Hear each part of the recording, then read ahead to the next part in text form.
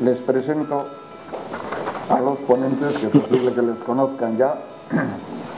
Víctor Urrutia, director del Gabinete de Prospección de Sociología del Gobierno Vasco, de Prospección Sociológica del Gobierno Vasco, doctor en Ciencias Políticas y Sociología por la Universidad de Deusto, con un máster en la Escuela de Investigación Social de Nueva York y catedrático de Sociología Urbana en la Universidad del País Vasco, además de otras cosas que creo que no hace falta ahora recordar porque lo tienen todos en su libro.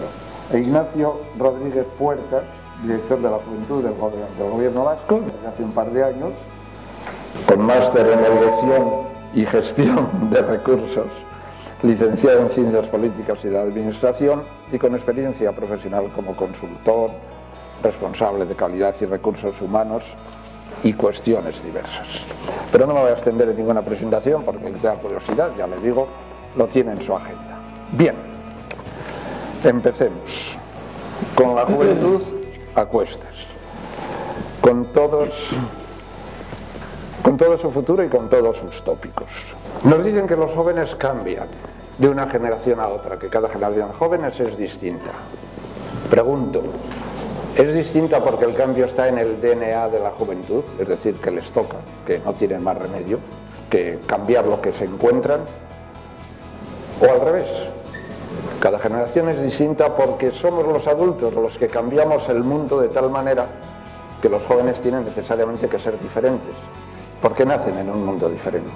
O sea, no sería tanto una cosa genética interna del joven que se enfrenta a lo que encuentra, por lo que cambia esto, sino porque se encuentran en un mundo distinto en el que tienen que actuar de manera distinta a cada generación.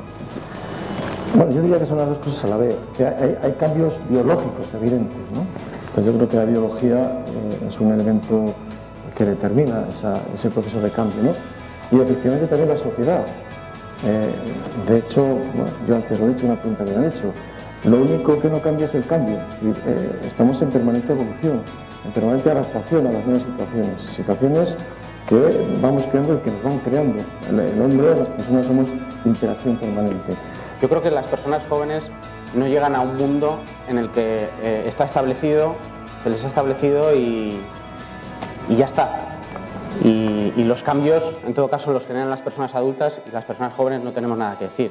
Yo creo que, o me atrevería a decir que todo lo contrario.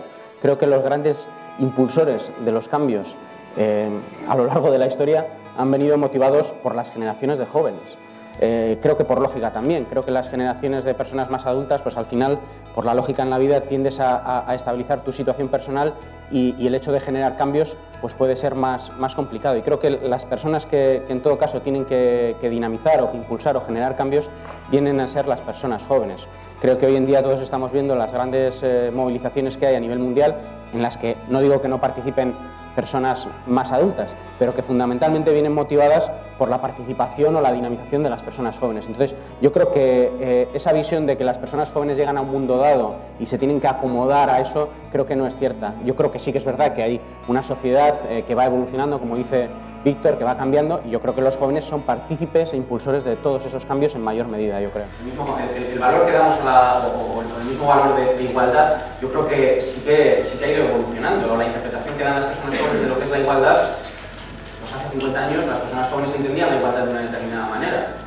La cuestión es que ahora ese concepto de igualdad se sigue manteniendo, pero matizado o enriquecido con diferentes cuestiones. El cuidado de las personas jóvenes, el cuidado por parte de las familias, de las personas jóvenes, que hace que en cierta manera las personas jóvenes vivan en una burbuja muy protectora por parte de esas familias y que, bueno, pues que las personas jóvenes, a pesar de todos estos problemas o de estas situaciones que todos compartimos, bueno, pues no se encuentren tan mal.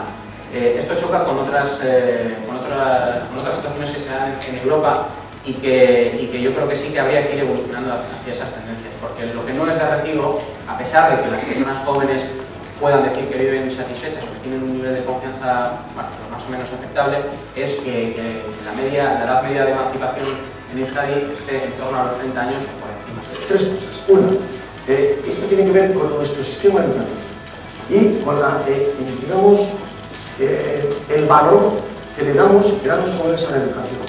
Si tenemos unos jóvenes que no tienen sed de conocimiento y sed de formarse, estamos perdidos. Segundo, si no tienen una sed profunda, una lucha por su autonomía personal, más allá de la familia y del Estado, y siempre que referimos al Estado, estamos perdidos.